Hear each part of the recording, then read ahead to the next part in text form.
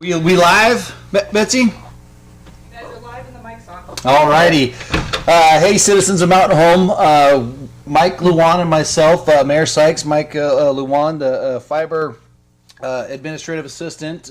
We wanted to make sure that we did a Q&A for the citizens of Mountain Home. There's been a lot of questions, a lot of comments, and we definitely want to make sure that any question, any comments that you would like to ask, that we'll address those at the end of the session, because we have other, what are they, questions that a lot of citizens have asked. So what we'll do is we're going to go into the slide presentation, and we'll go from there. Sounds good. Anything else, Mike? Nope, yep, just like Mayor said, please place your comments below, and we'll address all those at the end of the slideshow here. All righty, everybody. All right, citizens of Mountain Home, here we go. We're going live.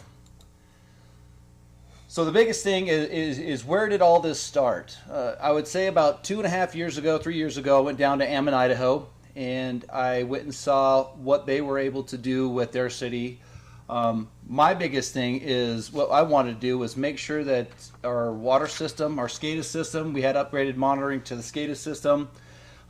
As you see, right where it all started, we wanted to make sure that since we live in a high plain desert, that our current SCADA system does a radio read. And so what that means is there's about a 10-minute delay before it goes to an operator, and then that operator will get a ping on his phone saying there's something wrong at a well house or at the sewage, I guess not sewage, well, I guess it is the wastewater treatment plant area. And when those go off, it takes, probably 5-10 minutes for them to get in the car, then get out there. And by that time, if you take, let's just say, 1,000 gallon a minute pump times 10 minutes, that's what, 10,000 gallons. Yeah, and I talked to the water department today. It could be upwards of 15,000 gallons within that 10-minute period that we lost. Yeah. And so we were very cognizant that we needed instant information, and that was the biggest thing. And so where we're at now today is there's at least 22 city facilities that are connected to the SCADA upgrades, and that way when the instant, and then what that'll hopefully do is give us instant information, and then we'll also do the Wi-Fi hotspot too for a double redundant backup. Yes. Yep. So be notified twice, basically. Yeah, twice. So we have 85 access points placed all throughout the system, and then the backbone and the infrastructure is in place. So what we're going to do is we'll go to the next slide, and I'm going to let Mike jump in on this one. Okay, so as you can see here on this slide, this is the depiction of everyone who has opted in for the connection. So overall, you can see the consensus is that us as citizens of Mountain Home, we do want something better. We want a connection that will provide the speeds that we need and get what we're paying for. And currently, with the LID that we are working on getting approved, it has 722 homes within it, and 324 people have opted in so far, and that's putting us right about a 45% take rate. And with that, that will help the city out as well, because that will put an additional, roughly around $68,000 towards the city budget to help continual growth of the fiber optics. A lot of questions we get asked Mike, are we going to put the city in debt? And obviously that's not true. So yeah, I definitely want to address that. The city is not going to go into debt with this project. I know that is a big concern. You can refer to Idaho Code Title 50, Chapter 17. This completely covers all the ins and outs of how an LID works. And the big thing to key in on is it states an LID must fund itself, and it has to legally stand on its own without help from any other city funding. So what that means is that there was some concern that I had heard that we wouldn't even be able to fund the salaries for our fiber employees. So that is all factored into the LID. Those salaries are not going to be coming from those maintenance and operations fees for these LIDs. So also everything else that goes into it, engineering, construction, we put everything into that LID. So the LID is going to be the legal entity, and it's going to be taking the risk, not the city. So we don't have any worries about the city going into a deficit with this. Oh, roger that. Let's go to the next slide then, and maybe you can go over the LID1 connection cost and generate it. Yeah, so you can see here on this slide, up top, it does go into different costs for each homeowner to connect their house at each different percentage rate. And on this slide, I'm not going to go directly into these as much because we do have another slide that is a little larger, a little easier to read. But what I would like to key in on this slide is if you take a look at the bottom numbers that are in green, the city does expect that LID1 will get to roughly around a 60% take rate for this first connection group, and that will generate roughly around $90,000 in additional funding to the city budget. So you can see there, that is a increase in funding, not a deficit. And then just below, there was a lot of questions about, well, how much is this actually going to cost? So you can see there's two different options that we can go with. The city is looking at 15 and 20-year options, and at a 20-year option for connection, utilizing the financing through the LID, every citizen is looking at spending roughly about $19 to $20 a month for the connection. And if that was a 15-year loan, if we shaved off a few years, we're looking at roughly around $24.17 a month. So very, very affordable. All right. Yeah. And then this slide here further goes into our 5-year projections for what the city fiber optics will do for the budget. So if you take a look, starting out with LID1 all the way to LID4, that's an increase of about $1 million over the next 5 years in additional funding. So again, that's going to reiterate that there is not going to be a deficit. It's going to just be positive numbers helping the city. All right, and this next slide here is the one I was talking about. This is what goes into how much am I going to pay as a homeowner in Mountain Home. So right now, currently, at our opt-in rate of 45%, you're looking at right around $4,474 before ARPA funding. Now, with ARPA funding helping with the connection, that's going to push it down to right around $3,900 for that connection. But as before, we are planning on being right around a 60% opt-in rate, so you should be looking in the range of somewhere between $3,100 to around $3,600 for that connection. Alrighty, so this next slide is what we did is we took 3 different employees' monthly bills. So the first person, they buy $55.60 gives them 12 megabits. The second one was a gig service at $76.69, and then the third person was $101 for a gig of service. So let me click on this next one. So obviously we had them go home, do a speed test. They're not even getting 1 megabit up, or what was it? It was, that's an upload. yeah, uploads 3, and then the download was not even 1 megabit. So if you go to the next one, this said person's getting little less than 6 a download and not even 1 upload. And this one, they were getting 50 download, 6, almost 7 upload speeds. And when we talk about a gig of service, that's 1,000 up and 1,000 down if it's symmetrical. And so if you see this, each one of these, you see the monthly bill, $55.60, $76.69, and $101.64. So we'll go to the next slide really quick. So what we did also is when we went by a house, we did a pilot home. And this pilot home right now is getting $696 and $729 download and upload. And I guess Mike can expand on why they're not getting a full gig just yet.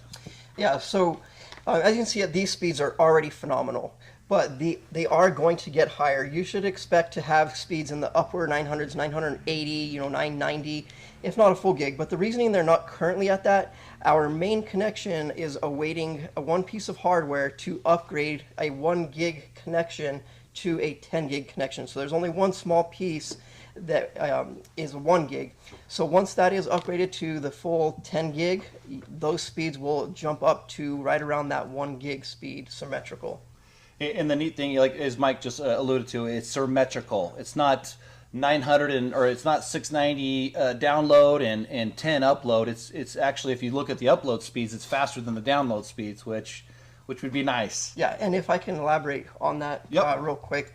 sometimes you may think like, oh, well, it's fine because, I can intermittently watch TV, whatnot.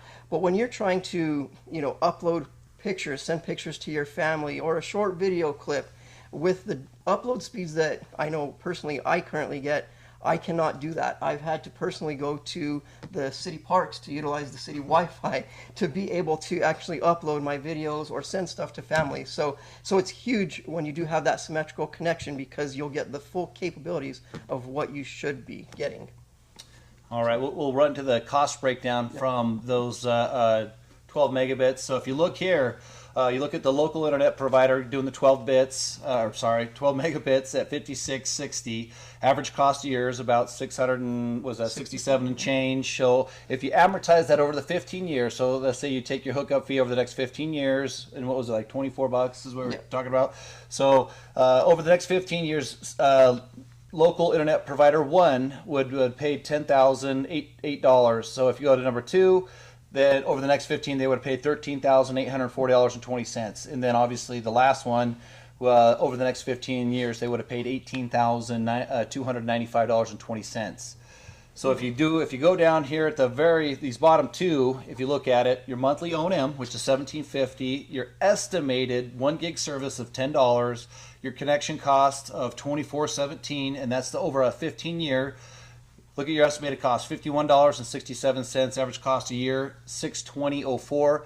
And if you look at the over 15 years, you're at $9,300.60.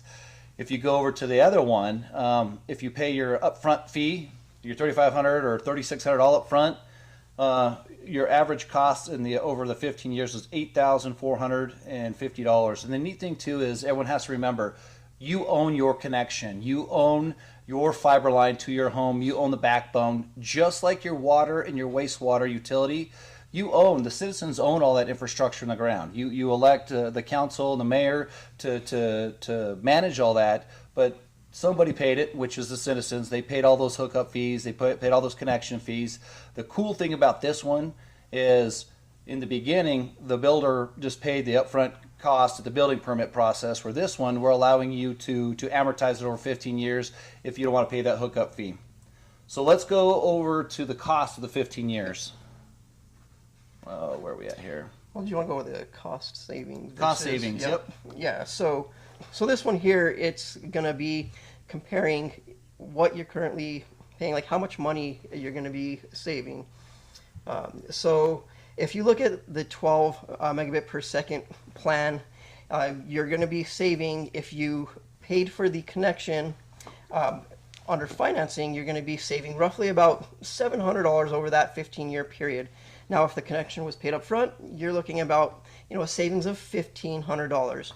And, moving over to some of the more expensive plans, now we're getting into, $1,000 of savings. We're looking at between $4,500 to, $5,500 in savings. And then with the individual that was paying the $100 a month, they're going to be saving, almost $10,000 over that 15-year period. And the big difference is you have to think, okay, over that period, I'm saving a bunch of money. But if you weren't going to get the connection, you're going to spend more. And also, you're going to have to suffer with not getting the connection speeds that you're paying for. Correct. Alrighty. I'll let Mike run with this one. All right. So there's been a lot of questions out there about how much is the interest rate going to be? Am I really going to have to pay this much? I've gotten some people that were worried they're going to have to pay hundreds of dollars a month. So this here is a direct example from the city of Ammon, who has been operating their fiber network as a municipality like we are going to be doing over the past 5 years. And this is from their most recent local improvement district. And you can see there under the highlighted portion, the interest rate that they have for their LID is 2.7%, and they have an annual connection cost of $284. So 15 payments of $284, or if broken down monthly, they're looking at right around $23.73 a month. So if you do look at this, the numbers are right there. So the interest rate is not going to be 30% or 50%. We're not going to be paying $300 a month. It's going to be extremely affordable. All right. Well, let's run to the current LID. I think for the most recent connection cost and take rate. Yep. So if you look on here, they're right around 59% take rate. They had an LID area around 634, and as you see, their estimated cost was about 34.57 and change. Yep. So very similar. So let's delve into the lien. There's a lot of questions that everybody wants to ask about this lien process and understanding it. So Mike, can you to expand on that one a little bit for everybody? Sure. Yeah. So there has been, a lot of concern, like I don't want to lien on my house, and not every single house within the local improvement district is going to get a lien placed on it. The only homes that will have a lien placed on them are going to be the homes that choose to utilize the local improvement district financing. And the next thing that comes up is if I use this loan, I'm scared because if I have to move, I won't be able to sell my house. That is also not accurate. With this type of utility lien, you will be able to sell your home with that lien attached, and you'll have the option to be able to transfer that remaining amount over to the new homeowner. So the great thing is when you do sell your home connected with fiber versus your neighbor who's not connected with fiber, you're going to be able to sell your house for roughly anywhere between $7,000 to about $15,000 more than they would be able to sell their home for, because there's been a lot of national studies done that do show that homes that have fiber connections sell for roughly about 3.1% higher than a home that does not have the fiber connection. So what we're saying is if you and I had the exact same house, yours is going to sell for 3.1% higher because you had fiber and I chose not to have it. Yeah, exactly. Okay. So roughly on a, let's say $300,000 home, what does that come out to be? So, $9 grand more?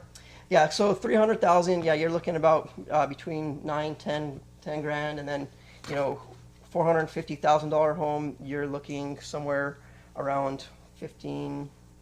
Okay. Yes, it's pretty significant. Okay. Well, let's go to the next steps required, and then you can kind of walk us through that one. Okay.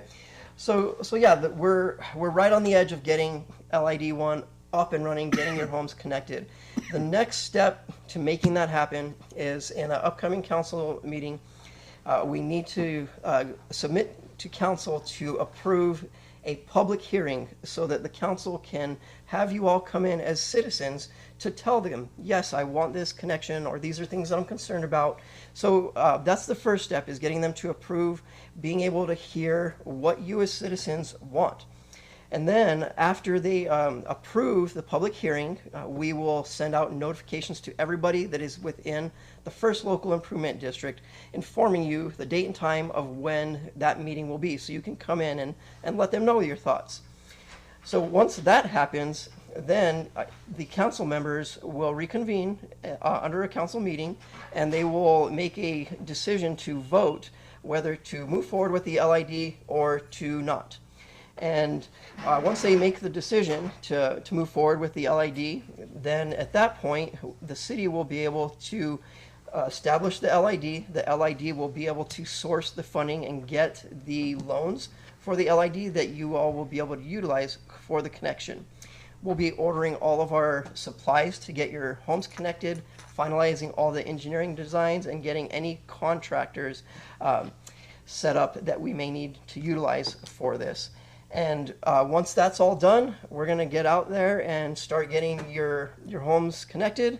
And then what happens? Now we're all happy. You get the connection that you guys deserve and that you've been waiting for. So really quick, here's the first LID1 boundary lines that we have kind of relocated to the highest take rate so far.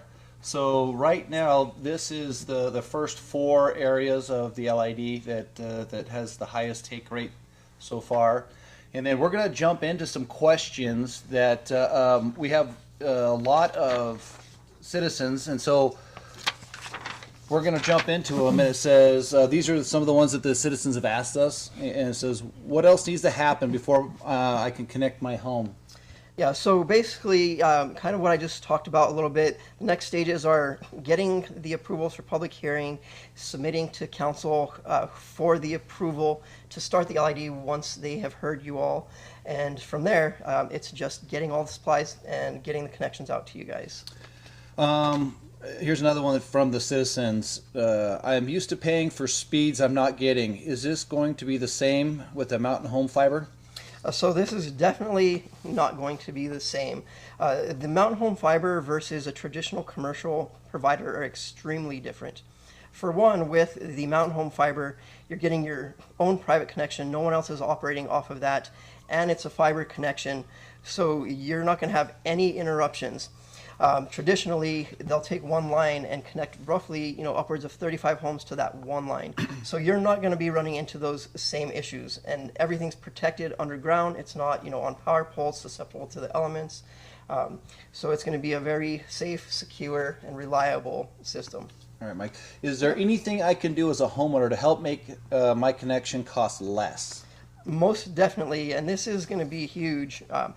And what it's going to take is just all of us as homeowners who want this connection and we want it to be as affordable as possible. We need to get out and talk to our neighbors. That's basically what it is. Talk to our neighbors, let them know, hey, this is a project that we can do together to really help benefit all of us. So the more people that we can get to sign up for the connection, the cheaper it's going to be for all of us. What if I don't get my home connected during the LID connection and decide later that I want to connect my house? So if you don't connect right away during the LID, you will be able to get your home connected after the fact, but it will cost potentially more than what the LID fee is because you'll have to pay the full connection rate. So you're not going to be able to share that cost, and it could take a little bit longer to get out to you once we leave your neighborhood. So the best time to sign up for this would be now or before we leave your neighborhood during the LID connections. Here's a good one. When will I have to start paying for my fiber connection? So the great part about this is you're not going to be paying anything up front. We're going to get out there, we're going to get your home connected, and you're going to pay your normal monthly maintenance and operations and your internet fee, $27.50 a month, for probably about a year before you'll even see any connection fees. So roughly about the 1 year mark, you'll start paying that connection fee of the $20 a month. Will I have the option to pay off my loan early? Yes, most definitely. You have the option to pay it off early. If you wanted to make additional payments, you can do that as well. And then as soon as that is paid off, then that portion of the cost goes away, and then you're back to just $27.50 a month. I want the connection now, and I'm willing to pay the connection in full. Do I have to wait for the LID? That's a great question. So I know there's many of you out there that have asked me this question, and we would love to get out there and get you connected right now. By the Idaho laws and the way that utilities are written, we currently have to go through the local improvement district process to be able to establish your home utility connections for fiber optics. The state of Idaho is evaluating changing the way the laws are written to include fiber optics as a utility. And once that is done, then the answer to that question would be yes. You would be able to just pay for the connection and we can get you connected. But as of right now, we got to utilize the LEDs. So I had a gentleman come in and ask me, is it true that all LEDs you have to be you're forced into an LED? But what's the difference between this LED versus this opt-in LED versus a traditional LED? Yeah, so that's a great question as well. So the nice thing about this is everybody has the option. This connection is great for many, but it may not be great for you. So if it's not exactly what you want, you have the option not to participate. So nobody's going to be forced to do this. This is all optional and voluntary. So once the first LED is done, closed out, how long will it take for the city to start an LED 2 if they wanted to jump on this pilot or on this program as well? Yeah, so while we're working on LID 1, towards the end of LID 1, we're basically going to keep working on setting up LID2 during the LID1 process, but we won't be starting connections for LID2. I would say roughly between 12 to 15 month time frame for LID2. Okay. Last question I have is the monthly utility fee, $17.50, going to increase like a water or wastewater fee? That is not going to be increasing like the water and wastewater. It's pretty different. The fiber optics is a very robust system that is expected to have a lifespan of between 50 to 100 years. So whereas some of the water, we have infrastructure that has aged and is outdated, so we've had to put more money into it to be able to do those upgrades. But with the fiber, it's expected to stay right around that $17.50 for a very long time. So once I pay for this, Mike, is there anything else I need to get? I mean, obviously, the LID, as we looked at the funding, it's going to pay for the fiber salaries, employee benefits, engineering, designs, construction. Is there anything on my end do I need to pay for to get my house lit up? Is there like a router? Is there what am I missing here? Yeah, so the only thing that you will have to purchase in addition to paying for the connection is if you would like to run a wireless service in your house, you will have to purchase a wireless router. And those range from anywhere between $75 to $150. And you can see the recommended routers on the mountainhomefiber.com webpage under the frequently asked questions. There is a list of routers that we recommend there based on the size of your home. And then the neat thing too is if you guys have any questions that are on live with us really quick, you have any questions that Mike or myself can answer, you want to pop in there see if Betsy has any questions for us? No questions? Okay. I'm going to put this up here. Mike Lewan, Fiber Optics Administrative Assistant, City of Mountain Home. Here is his number. And then, am I missing? There's this one right here. This is the one. So if you fall in one of these boundaries, in closing, Mike, what should I do if I'm in this area to get my connection lower? All right, so if you're in this area right now, you need to have people get onto the city webpage and complete the opt-in form. The more opt-in forms that come in, the less expensive your connection is going to be. And you can look at this online as well at mountainhomefiber.com to see a status of who's signed up. So look at who hasn't signed up and go talk to them. Yeah, talk to your friends and neighbors and make sure that you get them to try to sign. And even if you sign up, it doesn't mean that you have to take it.